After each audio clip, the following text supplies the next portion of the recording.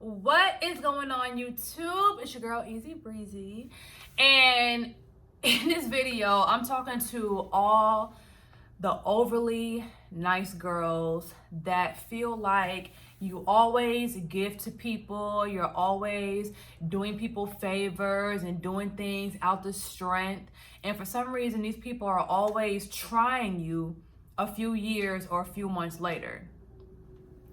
So number one, I am that nice girl. I'm that girl, okay? I didn't understand what being too nice actually meant until I felt overwhelmed just to have friends, period. I didn't know that you can feel overwhelmed when one of your best friends just calls your phone. Like when you get anxiety, just because someone is calling your phone, that's how you know you've been too nice. That's how you know they finna call you and ask you for something and not have anything in return for you. Okay? So, number one, the consequences of being too nice is, number one, you get looked at as weak, period. You get looked at as a lame. Because just how men kind of size each other up, and there's alpha men, beta men, and they can identify that personality trait within each other within the first 5 minutes of their first interaction. Women can too. And I realized that I was exuding, not saying that this is wrong, because you can be successful in both areas, but in situations where I should have been alpha because of my resources and my accomplishments and my blessings that I can pour onto other people, I was actually exuding a very beta-like qualities when I was still kind of helping people and almost being a worker almost. I didn't feel like it. I didn't think I was, but the way people was treating me, that's how I was beginning to feel. Like, do you think I'm fucking lame? Okay, before I move too fast, let's get to childhood, okay? I had to ask myself, why do I always feel like a doormat? Why do I feel like I'm being pushed around? Why do I feel like I'm being used? Why do I feel like I'm not appreciated by my closest friends? Why do I feel like this? Why do I feel like people feel entitled to my time, my energy, and my resources without even asking me or considering, paying me or considering my time, right? The reason why we give to people too much is because, number one, we want to be accepted. Or number two, we don't want to lose people, okay? When I was younger in elementary school, I didn't have a lot of friends. Actually, I started with no friends. And I was so shy that it was extremely hard for me to make friends.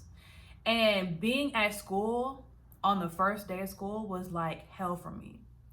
I'm like, who am I going to talk to in the lunchroom? Who am I going to sit with? I'm not social enough to just sit down and be like, what's up, girl? Whatever. I just was not like that. So when I was growing up, around third grade, people started coming up to me, girls started coming up to me, hey, what's your name? You're so quiet, blah, blah, blah. And I slowly started developing friends, not even off my energy, just off other people kind of approaching me, right? So once I had these friends, of course I wanted to keep them. I liked them. We found things in common with each other. And I had the same group of friends from elementary school all the way past graduating high school. And it's not, I'm not going to say I was always kind of just at the mercy or always over giving to these people, because I was scared they were going to leave my life. But that was kind of how I was programmed. Like if you have a friend, you give them unconditional love, unconditional energy, unconditional resources because y'all are best friends, and that's what best friends do. But the first time I realized that this is not being reciprocated, and I'll never forget this, okay? I was doing one of my friend's hair for a certain amount of time, and either I would do her hair for free most of the time, or if I charged her, it would be like $40 for a sewing. It was like dirt cheap, okay? Now, this is a girl that was fly in school. You know, she was always flexing her shoes and, you know, bangles and shirts and True Religion jeans. And like, she was one of those in school, right? So, you know, if you look rich in school, shouldn't your mom be able to at least pay for your hair? So one day, I went up on my prices. I think I was charging like $80 now. And I let, you know, all my clients know, all my friends, moms, or whatever, because my friends weren't even paying for their hair back in the day.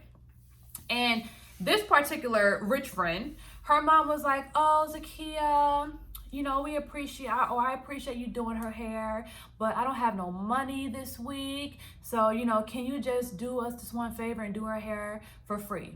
I'm like, first of all, I'm thinking, lady, you are a 40-something-year-old lady asking a freshly graduate, or I think I was still in high school here, like a 12th grader, to do your daughter's hair for free?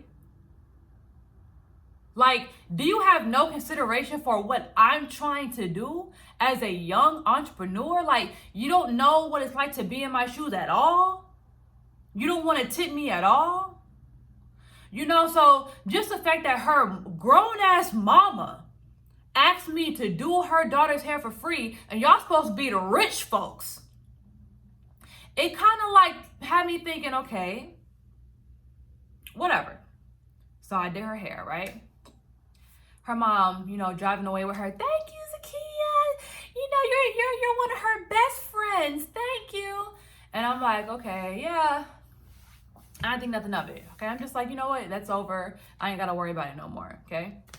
So literally, I cannot make this up. Literally, the next day I went to her house. We was just chilling, and her mom was trying on some True Religion jeans in the mirror.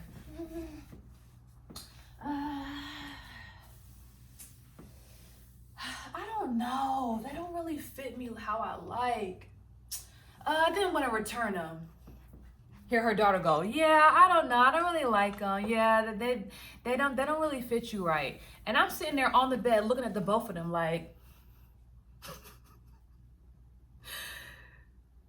so you have money to add another pair of jeans to your already extensive clothing collection or whatever. And these are not regular jeans. These are True Religion jeans. The cheapest True Religion jeans I've seen are like $250.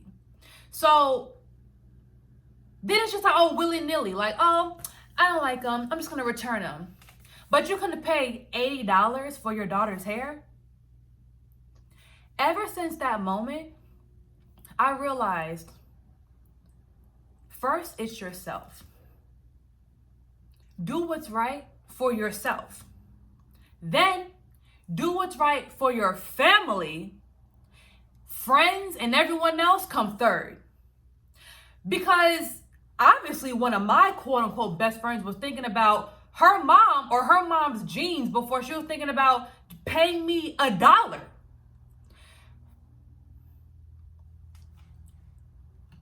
So I realized that I'm being too nice to this one friend. She didn't take my time into consideration. She didn't take my energy into consideration. She didn't take my love into consideration. You know, it was kind of just like they just completely disregarded how I could have felt about that whole situation.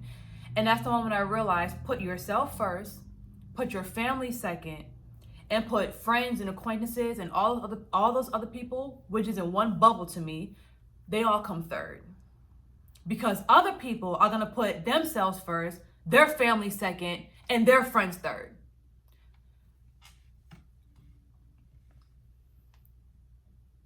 When I got older, my career started doing different things, right? I started getting free wigs from sponsors.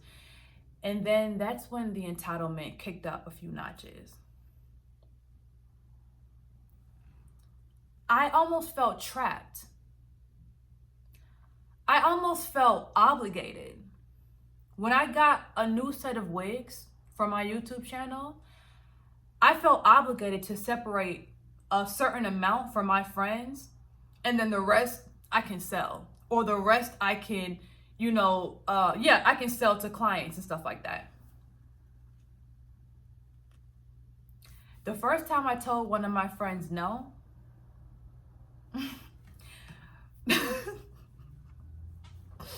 I get a text saying, I just feel like that's selfish as fuck. I told you that I needed my hair done, blah, blah, blah, blah, blah, blah, blah. I've been doing your hair since middle school for free. This is over 10 years of services, 10 years of having your back, 10 years of saying yes to you.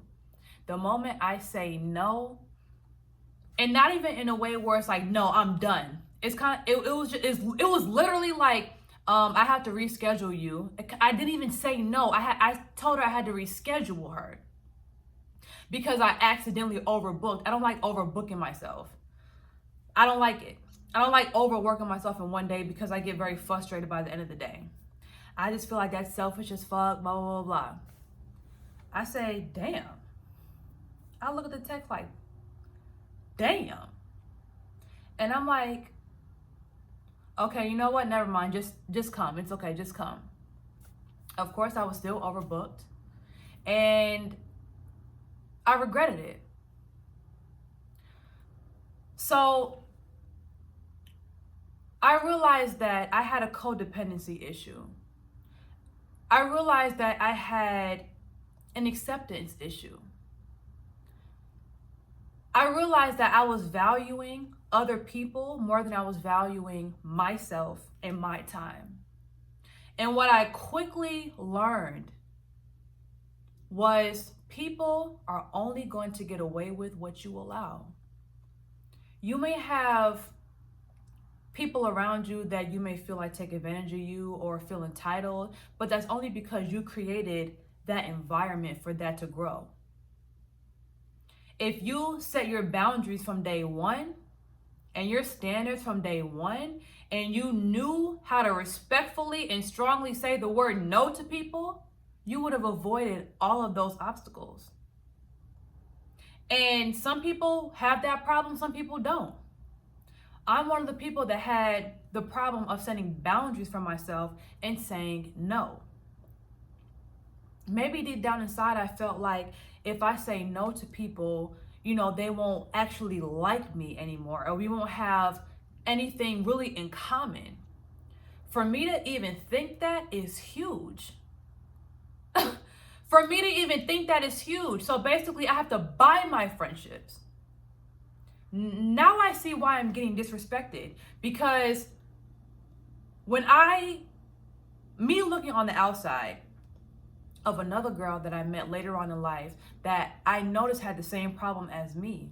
She was like a do girl in my eyes, like over laughing at people's jokes, always volunteering herself to just do things for people, being people's ride. And every couple months, she goes off on Instagram about, oh, these bitches this, these broke bitches that, these bitches be acting rich, but actually be broke in person, and they be playing me and blah, blah, blah. And I realized I don't ever want to look like that or feel like that ever again, because in my eyes, she looked like a lame. In my eyes, she looked like a yes man, like a do girl. And if we had the same problem, that's what I was looking like too. And do you know how disgusted with myself I was? Disgusted with myself I was? So for all the women out there who feel like You are always giving to people. You're always extending your hand to people. You know, when you fall out with people, you're always the one extending the olive branch, you know, trying to be the bigger person. But for some reason, you always feel like these people are not as loyal to you as you are to them. That you always feel like these people don't care about you as much as you care about them. You low-key know good and damn well that these people will never do for you the way you do for them. I'm telling you right now, separate yourself. You don't have to try to defend yourself. You don't have to try to fight for your respect. Because you don't even, burning bridges is causing more of a discrepancy in your life than actually falling back does. You don't have to fight it out. You don't have to, you know, be confrontational or start, you know, being crazy and irate. Fall back from these people. And the next time they hit your phone asking you for something, act like you don't got that shit. I don't got it right now. Sorry. I'll let you know when I do. I don't have time that day, but I'll let you know if anything changes. That's how you fall back peacefully without ruffling feathers. But the funny thing about it is you're still gonna ruffle feathers. That's the funny thing about it. When people are used to getting a yes from you and they're finally not getting what they expect, oh, you're gonna ruffle some feathers, okay? It don't matter if you say, I'm going to a funeral. These people will still try to make you feel like you owe them something. Oh, I never asked you for nothing. I'm just asking you for this one thing. Bitch, you ask me for something every week. What? You ask me for something every week. How dare you say that to me? But, but yeah. And I'm 29 years old. I've been going through this, experiencing this all my life. Or maybe 4th grade or 5th grade, maybe middle school till now. Me feeling like I'm buying my friends. That if I wasn't of any service or value to my friends, we probably wouldn't hang out.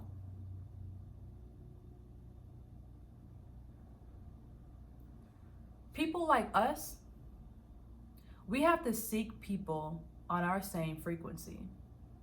We have to seek like-minded people. We have to go on meetup.com and go to these free events in our city just to meet like-minded people. You don't want to be the most valuable person in your friend group because you will never grow. You want other powerful players around you. People that look at you like you a little dog almost. Like, oh, she's so cute, she's so humble. I would love to help her out. Stop playing the strongest person in your friend group, but you're not really alpha because you're at everyone's mercy. When you realize how you look, you're going to change your mind about all your relationships. Stay strong. Practice solitude. Go out by yourself. Stop confiding in these people. Stop gossiping to these people. You're making yourself dependent. You're not making yourself any stronger. If you feel like, damn, like I feel like I'm the most valuable person in this friend group, but for some reason they don't treat me like it, fall back. Because somebody out here is going to appreciate you. And somebody out here is going to want to actually prove themselves to you and actually bring value to your life. Because they are scared to lose you. Look for the people in this world that are scared to lose you. You're scared to lose these people. They got too comfortable around you. They're taking you for granted. And it's not because they have bad intentions. It's because they are just doing what you allowed. That's who you are to them in their mind now. It's going to be a hard, long process to switch that mindset and that image of you. So if you don't necessarily want to fall back, like I said before, you have to create boundaries. And when you are dealing with people that are used to you being a certain way, you have to sneak it in, or you will cause turbulence. And even if you say, I don't have time, I don't have the money to loan you right now, I don't have this, I don't have that, it's beyond me, I'll let you know when I do, you're still going to ruffle feathers, and you're still going to cause a little bit of turbulence. And you might find out that people are going to stop coming around you. And then you're going to say, okay, they weren't my real friends this whole time.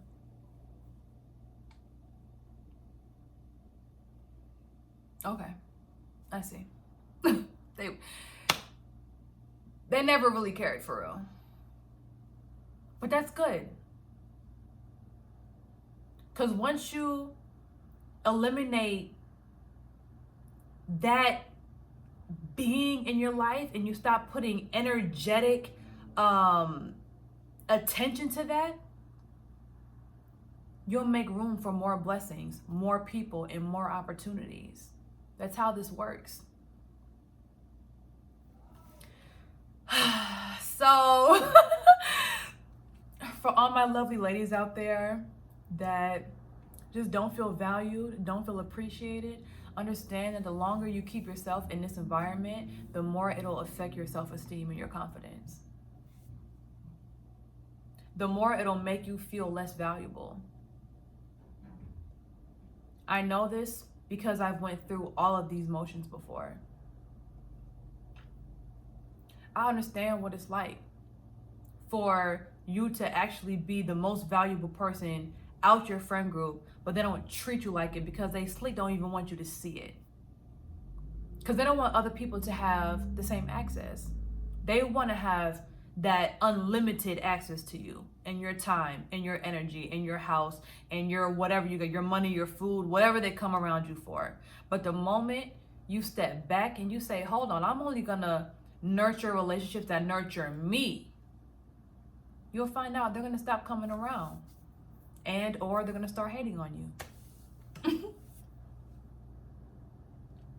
So let me know what y'all think about this topic in the comments, or if you've been through this, let me know your stories. Okay, if you're going through it right now, then still tell your story so me and other people in the community can help you out, can respond to you, give you some advice, and we're gonna get through this together. I'm 29 years old. I'm a grown-ass woman. And it took this long for me to finally have some self-esteem, some self-respect for myself and say, no, I'm not doing this no more. I'm only nurturing people that nurture me. I'm only caring about people that show that they care about me. I'm only bending backwards for people that bend backwards for me. Simple. So if you are not subscribed to my channel already, make sure you go ahead and do that. Turn on your notifications, and I'll see y'all next story time.